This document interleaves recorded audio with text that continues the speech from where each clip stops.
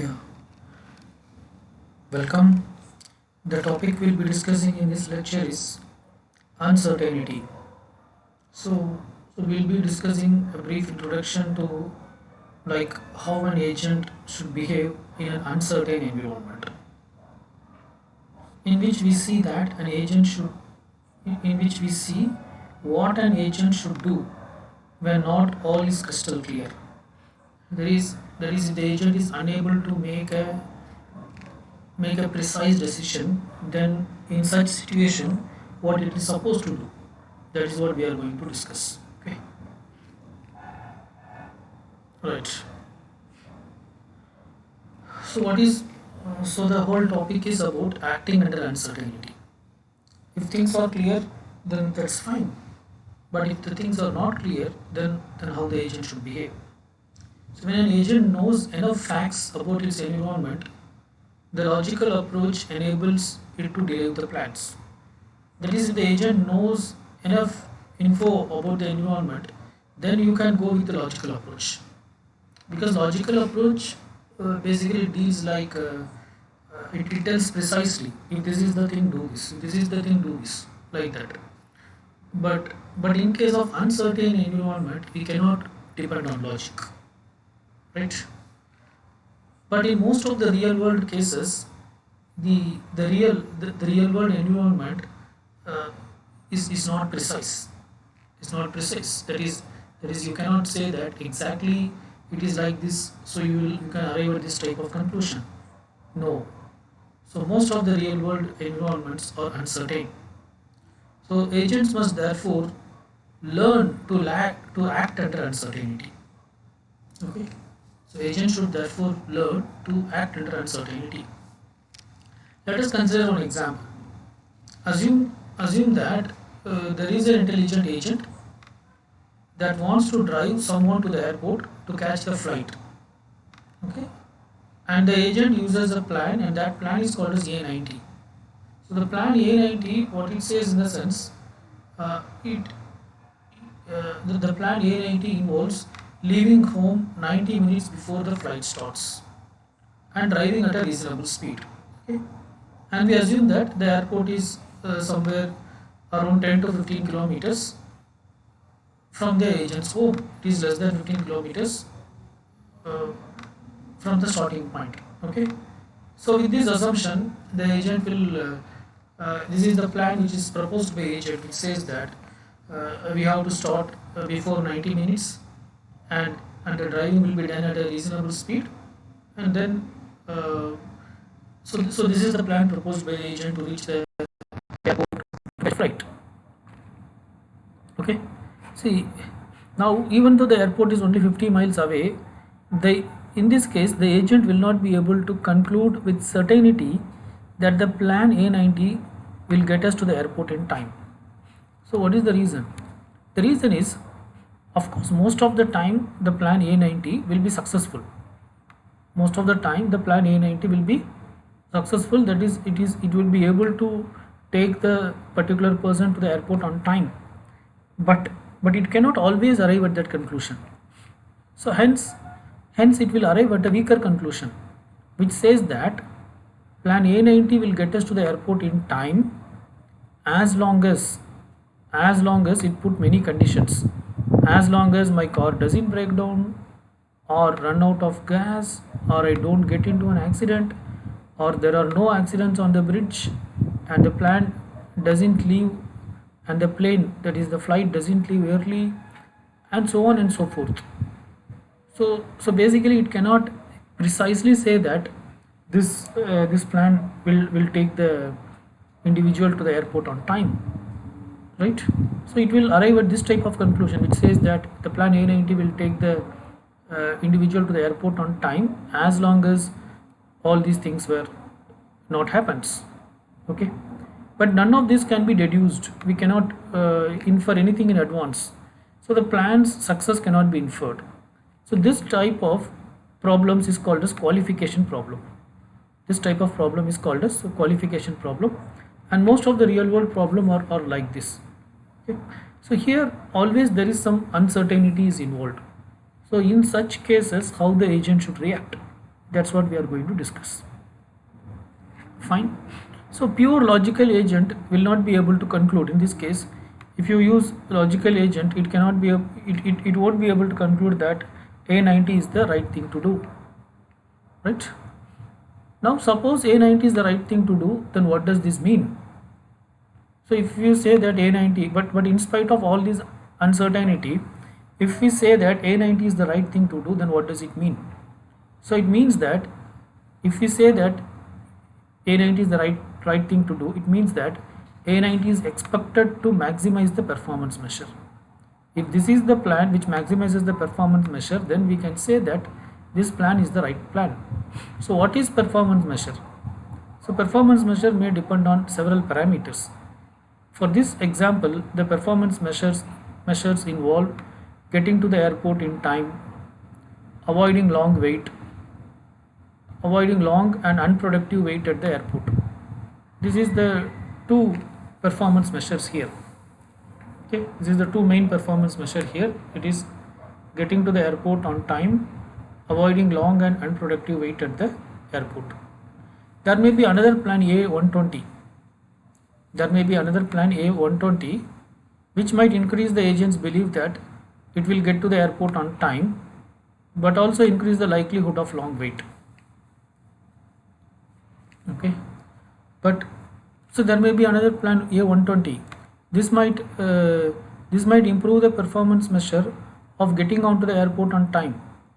It may take the individual to the airport on time, but also it increases the likelihood of long wait. So it all depends on like for which parameter you give more weightage and which one you give less weightage. Accordingly, the right action or the right plan will be deduced. Okay. So the right thing to do, that is what the rational decision is. So the right thing to do, that is the rational decision, depends on the relative importance of various goals and the likelihood that and the degree to which they will be achieved. So the rational, you cannot say that this is the rational plan. So the rational plan, actually it depends on these things. It depends on the relative importance of various goals. How much importance you are giving. So the entire goal itself can be split into several small goals, like or you can say it is performance measure, or G1, G2, G3, so far. G1, G2, G3. Like that it goes on. There can be many goals.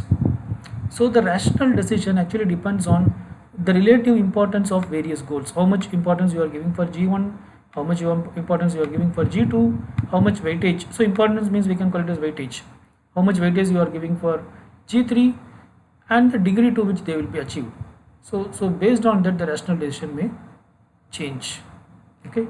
So it all depends on the user's requirement. Fine. So this is a brief introduction to dealing with uncertainty. Now let us discuss some more example. Let us consider the example of performing dental diagnosis or representing dental diagnosis using FOL, first order logic. Say that we are representing something like this. For all P, symptom of P, toothache implies disease of P, cavity, which means that for all persons, if the person P, if the person P is having a symptom and that symptom is toothache, which implies that the person P is having a disease and that disease is cavity. Now this is actually a wrong rule. This rule is not correct, because this rule says that whenever a person is having toothache, he is having a cavity, but that need not be the case. Someone may have toothache for some other reason. They may have some gum problem or some other issues. So it's not that always a person with toothache should have cavity. Okay. So now then how do we change this rule? Then this rule can be changed something like this. For all P, symptom of P, toothache, that is if the person P is having toothache, then it implies that the person P is having cavity, or the person P is having the disease gum disease, or the person P is having the disease abscess, or so on and so forth. The list goes on. Now in the second case of representation, the problem is you have an unlimited list of possible causes for the for for toothache. So this list is a very big list. Again, representing this huge list is quite impractical, right? So here is another rule which is of this form. For all p, disease of p comma cavity implies symptom of p comma toothache. It says that. So this type of rule is called as causal rule. Okay, cause, it's a cause and effect. It's CAUASAL. Okay, so for all p disease of p comma cavity, if the person p is having the disease cavity, then it implies that the person p is having toothache. So this says that whenever there is a cavity, if someone is having a cavity, then they have a toothache. Again, this is also not right, because not all cavities cause pain. Somebody may have cavity and still they may not have toothache, right? So what we are discussing here is a challenging the challenges we are facing in representing the real world scenarios using first order logic, right? So FOL, to cope up with the domain like medical diagnosis, basically they fail. So we are unable to represent things in medical diagnosis using the tools like FOL. So basically FOL fails because of three reasons. These three reasons are called as laziness, theoretical ignorance, and practical ignorance. What is laziness? So the laziness here, it means that there are too much list of there are too much work, there are too much details to list out in the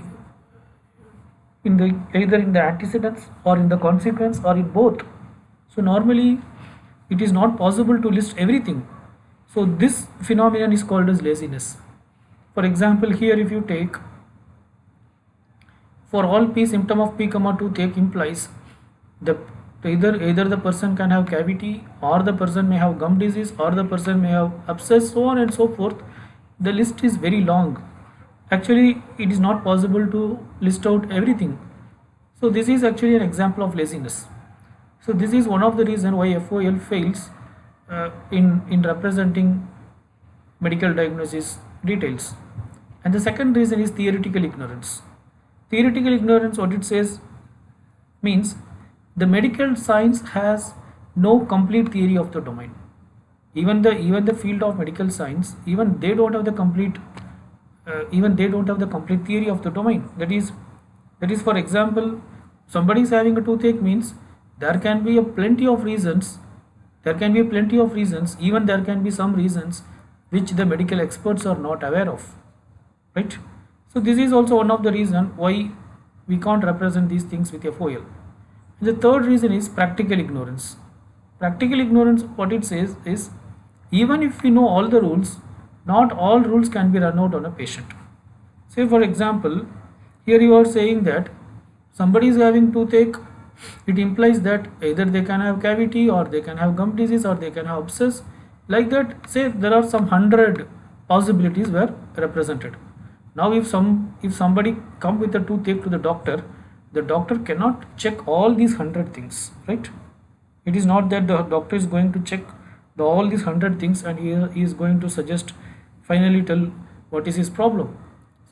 So we are not going to do that, right? So that's what this says. Even if you know all the rules, you cannot run all the rules on a patient. So these are the three main reasons. So practically we don't do that, right? So the doctor, with his experience, he will try to figure out what is the problem. So these are the main reasons why FOL fails in case of medical fields like medical diagnosis: laziness, theoretical ignorance, and practical ignorance. And there is no logical connection between toothache and cavities, right? So the agent's knowledge can be best provide only a degree of belief. So here, now if you are trying to solve the problems of medical diagnosis using an intelligent agent, the intelligent agent cannot arrive at a precise decision. The agent has to make decision only based on degree of belief. Okay. So the right tool to deal with degree of belief is probability theory.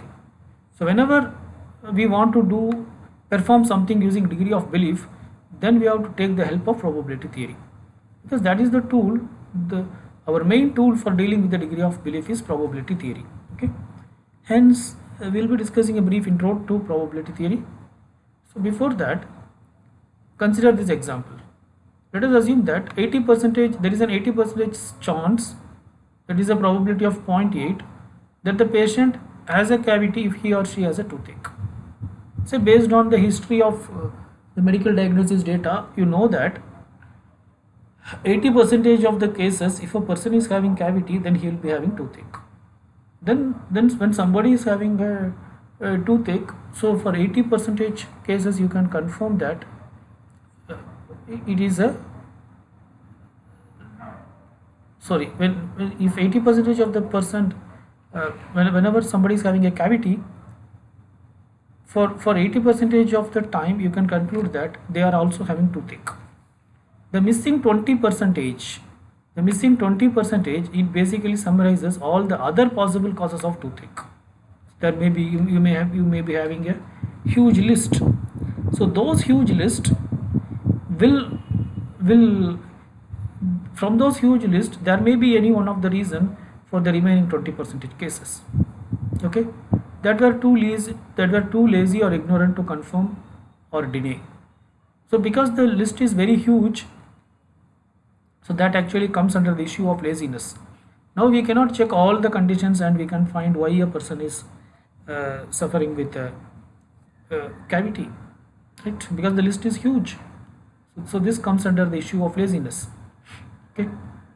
For something, if you assign a probability of 0, then it means that unequivocal belief that the sentence is false. Then we are saying that the sentence is false. For something, if we assign the probability as 1, then we are saying that the sentence is true. Okay.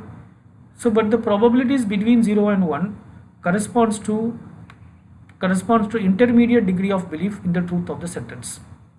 So, if you apply something between 0 and 1, then that is an intermediate degree of belief, right? So there are two things here. One is degree of belief and degree of truth. Actually, these two things are different. So we are talking about degree of belief. So degree of belief is about probability theory, right? Whereas degree of truth is a subject of fuzzy logic, which later we will be discussing briefly. Okay? So here our focus is on degree of belief, that is probability theory. Okay. So there are two types of probabilities which we will be discussing. One is called as prior or unconditional probability, and the other one is called as posterior or conditional probability. That is before any evidence, before any evidence. If we don't have any evidence, then we talk about prior or unconditional probability. If we have some evidence, then we will be talking about posterior or conditional probability. Okay. Later we will be discussing some examples for this, right? Okay. So the presence of uncertainty radically changes the way in which agent make decision. So when uncertainty comes into the picture, it basically changes the way in which the agent makes the decision, right? Suppose A90 plan for getting the airport has 95% chance of succeeding. Does this mean it is a rational choice? So the A90 plan for getting to the airport, if it has 95% of chance of succeeding, does this mean it's a rational choice?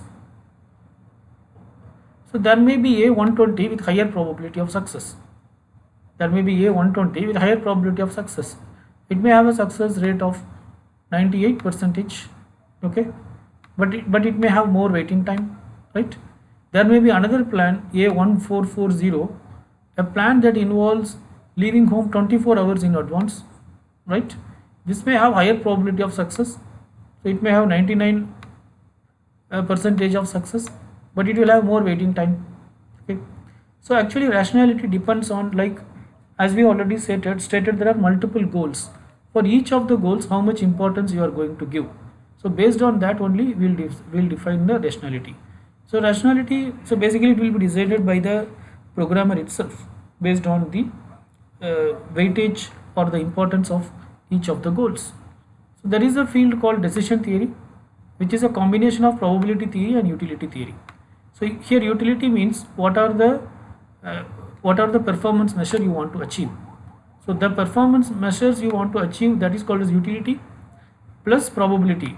So we combine both probability theory and utility theory. As a result, we get something, and that is called a decision theory. Okay. Right. Now let us have some brief look about probabilities. Like logical assertions, probabilistic assertions are about possible worlds. So in probability theory, the set of all possible world is called a sample space. So normally in AI we are calling a state space, whereas in the world of probability, the set of all possible worlds is called as sample space.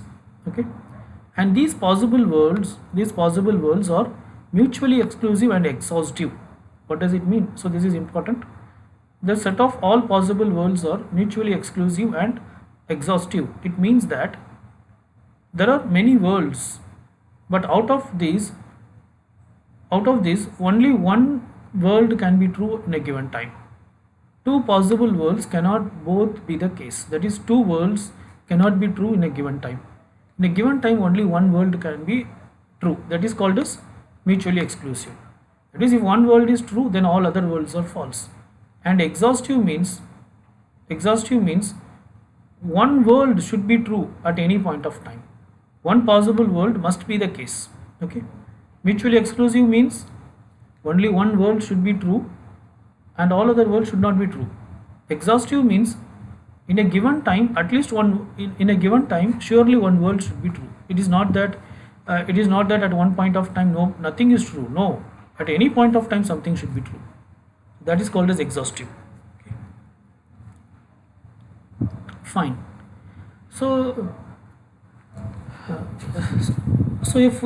probabilities take the values between 0 and 1. So there are different cases that can occur, right, with probability. So when you sum up all those cases, basically you will end up with 1. So that is what this equation says. So probability of a event to get occur, that will take the value between 0 and 1. So like that, for different events there will be different probabilities. When you sum up all those things, you will get something as 1, right? The basic axioms of probability theory say that every possible world has a probability between 0 and 1, and that the total probability of the set of possible world is 1. Every possible world has a probability between 0 and 1. If you sum up the probability of all the worlds, what you will be getting is 1. Okay, right. So probabilities such as P of total equal to 11 and P of doubles are unconditional or prior probabilities. So here total equal to 11, in the sense, consider the case of rolling a die. So we are asking, like, what is the probability of total to have 11 when you roll 2 dice? Consider the case of rolling 2 dice. So what is the probability that the sum of the 2 dice values should be 11? Okay. And there is another question, like probability of having a double when you throw 2 dice. That is, in the first dice also I should get 1, second die also 1, or first die 2, second die also 2. That is, both the dice should have the same number. Both of them should have 2, both of them should have 3, or both of them should have 4, 5 or 6. What is the probability of that? So these are some of the examples for unconditional or prior probabilities. So there is no condition involved in this. We are directly saying that what's the probability of total equal to something, and what's the probability of this doubles. Okay. So this unconditional probability, basically they refer to degree of belief in propositions in the absence of any other information. They basically refer to degree of belief in propositions in the absence of any other information. Okay. Now, conditional or posterior probability of rolling doubles. Now the second thing what we are going to discuss is conditional or posterior probability. So this is the second case, conditional or posterior probability of rolling doubles given that the first die is a 5. So this is an example for conditional probability. So what is the conditional probability of rolling a double given that the first die is 5? Already you know that the value in the first die is 5. Given that, what is the probability that the second die also will be 5, so that it will lead into double? So this probability is written as P of doubles given that die 1 equal to 5. So here this is read as given that the probability of having a doubles given that die 1 is equal to 5. So this type of probability is called as conditional probability. It is one condition is already satisfied. Given this condition is true, what is the probability of the other to happen? Okay, right. So for any proposition phi, P of phi is equal to sigma omega belong to phi P of omega. So here this is an example of this total probability. For example, we want to say that the probability of total equal to 11. What is the probability of having total as 11 when you throw 2 die? So these are two cases. There are two cases, probability of 5, 6 and probability of 6, 5. These two things can lead into the value of 11. So probability of 5, 6 means first die is giving a value 5 and the second is giving 6. The first die is giving a value 6 and the second one is giving a value 5, right? So what is the probability of this? So that is the first probability of omega. Okay, so we can call it that as probability of omega 1. So that is probability of omega 1, that is nothing but probability of having 5, 6. Similarly, the probability of having 6, 5, that can be treated as omega 2. So the probability of having 6, 5 is omega 2. So the sum of these two things is nothing but probability of 5. Okay, so when you want to get the total of something, what are the different combinations of achieving this? So when you add up all these things, you'll get the total probability of that, right? So here is the formula for conditional probability. So conditional probabilities are defined in terms of unconditional probabilities. So probability of A given B is defined something like this, is equal to probability of A and B divided by probability of B. So this probability of B is an unconditional probability here. So probability of A and B, probability of A given B is equal to probability of A and B divided by probability of B. So this logic holds whenever probability of B is greater than 0. For example, probability of doubles given that die 1 equal to 5 is equal to probability of doubles and die 1 equal to 5. So what is the probability of having a double and die 1 is equal to 5? What is that probability? Divided by probability of die 1 equal to 5. So this is how we can calculate the conditional probability using unconditional probability, right? So there is also another formula for calculating the conditional probability. So here is another definition for conditional probability, which can be written as a product rule, right? Probability of A and B is equal to probability of A given B into probability of B. So basically it's the same rule. Basically this is the same rule. Only thing, we are taking this probability of B to the left. We are taking this probability of B here. Okay, so we are saying that probability of A and B is equal to probability of A given B into probability of B, right? So we'll continue this discussion in the next lecture also. For the time being, let us stop here. Thank you.